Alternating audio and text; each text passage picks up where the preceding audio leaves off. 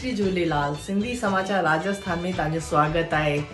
पाण सिंधी समाचार राजस्थान ते हिकु मुहिम छेड़ी हुई। चईंदा आहिनि हिकु लॉ तां ॿारो सचाई जी त पूरी काइनात पूरो समाज तां सां हिकु थो थी वञे। त असां हर घर झूलेलाल घर घर झूलेलाल हिकु मुहिम छेड़ी हुई। तंहिंमें असांखे हर नगर, हर शहर, हर ज़िले सहयोग ॾिनो आहे कि हर घर झूलेलाल घर घर झूलेलाल जी तस्वीर पार्टी हुई। इहा 4 महीना पहिरीं मुहिम छेड़ी हुई त हिन में बि सिंधी समाज एतिरो न पुरजोर थी करे इकठो थी ऐं हेतिरो न साथ ॾिनो आहे त पंहिंजी झूलेलाल साईं जी तस्वीर हर दुकान में हुजे, हर घर में हुजे। अगरि जंहिं वटि न आहे, जेके सक्षम आहिनि, उहे पंहिंजे सिंधी भाउर सिंधी भेनरुनि खे सहयोग ॾेई करे इहा मुहिम खे अॻियां वधाइनि पिया।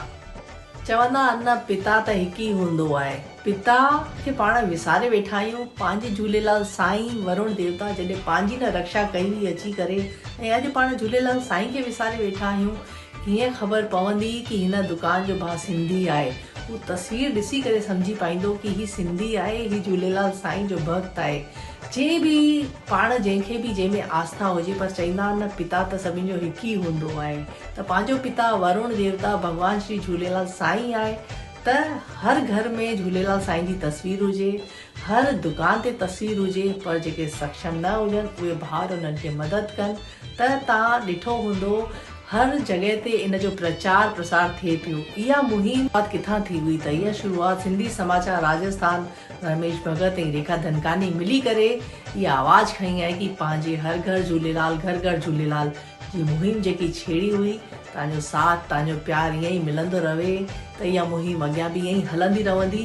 कंहिं बि सिंधी भाउ जे घर, कंहिं बि सिंधी भेण जे घर भॻवान श्री झूलेलाल वरुण देवता जी तस्वीर रखणी खपिजे, हुजणी खपिजे। छो चईंदा आहिनि, जे घर में पिता न हूंदो उते बरकत हूंदी, उते ईश्वर जो वासो हूंदो कॾहिं बि न।